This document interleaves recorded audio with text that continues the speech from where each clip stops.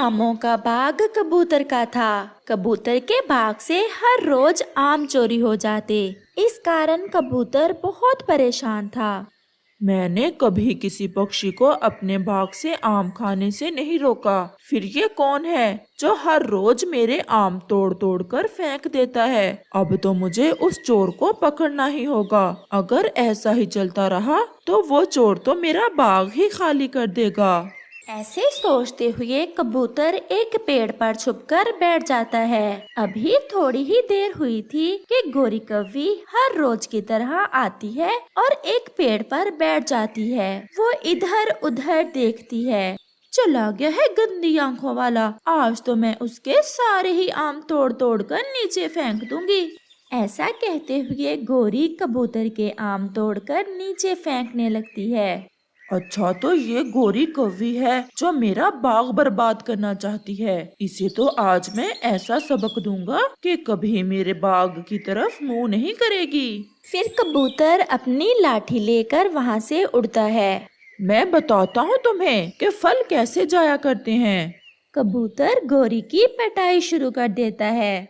कबूतर बस कर जाओ कबूतर। आम खाने के लिए होते हैं, तोड़ तोड़ कर नीचे फेंकने के लिए नहीं होते। फिर कबूतर गोरी को पेड़ से बांध देता है। कबूतर माफ कर दो, मैं फिर कभी तुम्हारे बाग की तरफ नहीं आऊंगी। पहले बताओ, मेरे आम तोड़ तोड़ कर क्यों फेंक रही थी? कबूतर जी, बस ऐसे ही शरारत कर रही थी। ऐसे ही वहाँ कालू कौवा भी आ जाता है। अच्छा ही हुआ कालू तुम भी आ गए। जरा पूछो तो अपनी पत्नी से कि मेरे आम हर रोज चोरी भी करती है और तोड़ तोड़ कर नीचे भी फेंकती है।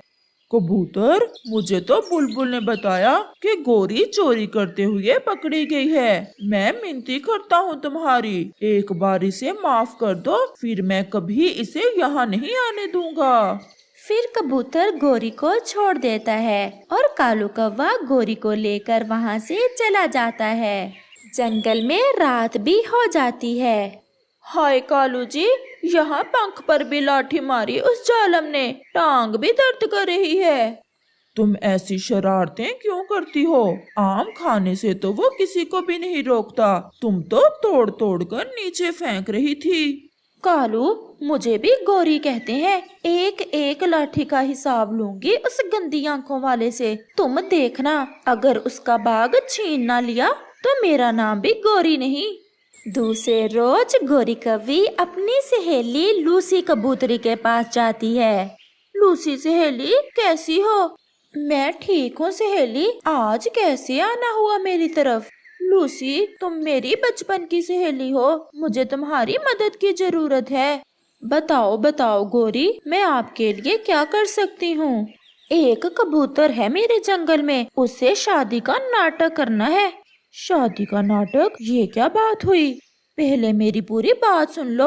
मेरी उससे लड़ाई हो गई है और उसका एक आमों का बाग भी है। तुम उस कबूतर से शादी कर लो और फिर उसे कुछ खाने में डालकर मार देंगे। तुम विधवा हो जाओगी और फिर आमों का बाग होगा मेरा और मेरी सहेली लूसी का। लूसी कबूतरी गोरी कौवी की सहेली थी और वो भी गोरी की तरह ही लालची थी। ये सुनकर वो भी लालच में आ जाती है। क्या वो कबूतर शादी करना चाहता है? हाँ, वो अपनी शादी के लिए कोई कबूतरी देख रहा है। लूसी, तुम मेरे साथ चलो, वो इस समय बाग में ही होगा। अगर ऐसा है तो फिर चलो। ऐसे गोरी कौवी लूसी कबूतरी को साथ लेकर वहाँ से चल देती है। कबूतर भी अपने बाग में ही बैठा हुआ था। गोरी कौवी भी लूसी कबूतरी को साथ लेकर वहाँ पहुँच जाती है। कबूतर भैया, मुझे कल अपनी गलती का अच्छे से एहसास हो गया है कि मैंने बहुत बुरा किया जो आपके आम तोड़ तोड़ कर नीचे फेंके। आज तुम यहाँ क्या करने आई हो? और सुंदर कबूतरी, तुम काली कौवी के साथ क्या कर रही हो? मैं गोरी की सहेली हूँ। गोरी ने मुझे बताया कि ये बाग आपका है। मैंने सोचा कि जाकर देख कर आती हूँ। कबूतर, लूसी है मेरी सहेली का नाम और मैं अपनी सहेली की शादी करना चाहती हूँ। सोचा क्यों ना तुमसे ही कर दूं। क्या शादी करोगे मेरी सहेली लूसी से? ये सुनकर कबूतर तो खुश हो जाता है। हाँ हाँ गोरी बहन, शादी तो मैं करना चाहता था, परंतु मुझे कोई लूसी जैसी सुंदर कबूतरी मिल नहीं रही थी। अब मिल गई है ना, मैं भी आप जैसे ही सुंदर कबूतर की तलाश में थी। और फिर गोरी कव्वी लूसी और कबूतर की शादी कर देती है। कबूतर लूसी को अपने घर ले जाता है। चिड़िया भी कबूतर की पत्नी को देखने आती है। कबूतर भैया, आपकी पत्नी तो बहुत सुंदर है। चिड़िया बहन, गोरी ने करवाई है हमारी शादी, गोरी की सहेली है लूसी।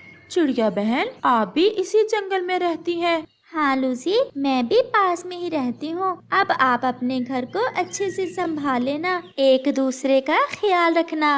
हमारे कबूतर भैया के पास किसी चीज की कमी नहीं है, सब कुछ है, बस एक आपकी ही कमी थी, वो भी पूरी हो गई। फिर चिड़िया वहाँ से चली जाती है। कालू जी, तुम्हारी पत्नी ने कबूतर पर जाल फेंक दिया है, और देखना कुछ ही दिनों में कबूतर मेरे जाल में तड़प तड़प कर मरेगा और उसका आमों का बाग मेरा होगा। क्या ये सब लूसी करेगी? वो ही करेगी, क्योंकि वो भी मुझसे कम लालची नहीं है। दूसरे रोज गोरी लूसी को नदी पर बुलाती है। ये जहर है, इसका असर 2-4 दिन में होता है। जब वो गंदी आंखों वाला भोजन खाने लगे तो 2 कतरे मिला देना इस जहर के उसके भोजन में। क्या एक बार में ही वो मर जाएगा? नहीं, ये जहर कुछ दिनों में असर करेगा। फिर लूसी वो जहर लेकर वहाँ से चली जाती है। लूसी, आप सच में बहुत सुंदर हो। मुझे तो भगवान ने किसी नेकी का बदला दिया जो मेरी शादी आपसे हो गई। अब बस जल्दी से भगवान हमें बच्चा दे दे और फिर मुझे जिंदगी की हर खुशी मिल जाएगी। लूसी ये सब सुनकर खामोश रहती है। अच्छा, मैं थोड़ी देर बाग में जा रहा हूँ। फिर कबूतर वहाँ से चला जाता है। लूसी कबूतरी वो जहर अपने सामने रखती है और उसे कबूतर जो अब उसका पति था उसके भोजन पर डालने लगती है, परंतु वो रुक जाती है और कबूतर की बातें उसके कानों में गूंजने लगती हैं। तुम बहुत सुंदर हो, हमारा बच्चा हो जाए तो हमारी जिंदगी मुकम्मल हो जाएगी। नहीं, मैं ऐसा नहीं कर सकती, मैं ऐसा नहीं करूँगी। गोरी मेरी सहेली जरूर है, परंतु मैं उसकी बातों में आकर ये पाप नहीं कर सकती। और वो रोने लग जाती है।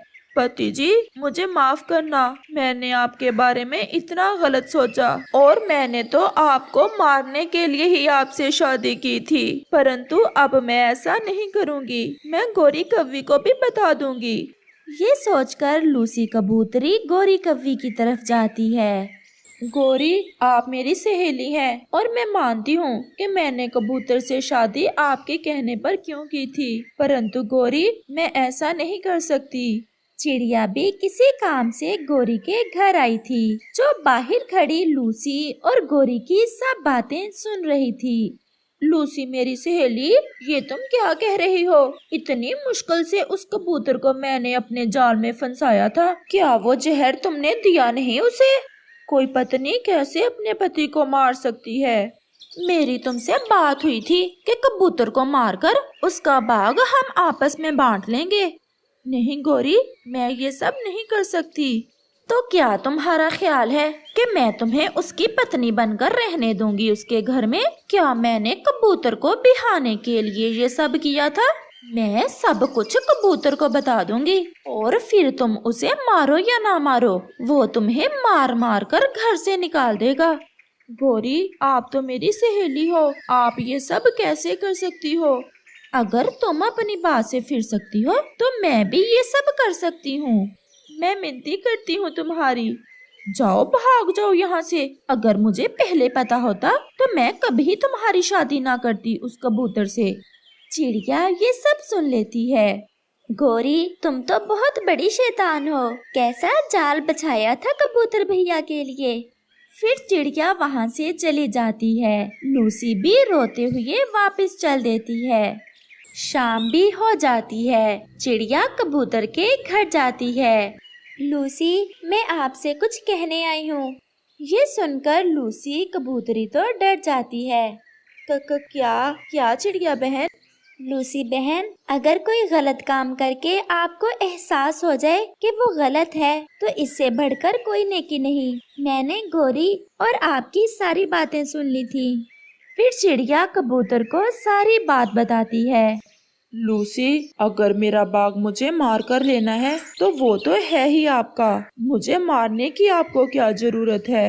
मैं भूल गई थी, मुझे माफ कर दें, आप मेरे पति हैं। शायद भगवान ने हमें मिलाने के लिए गोरी कवि को मेरे पास भेजा था।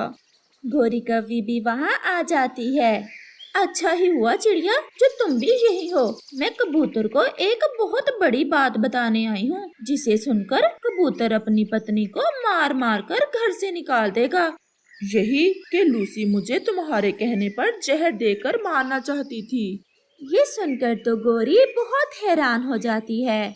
आप जाएं यहाँ से। कबूतर और लूसी अब पति पत्नी हैं और ये मरकर भी एक दूसरे से जुदा नहीं होंगे।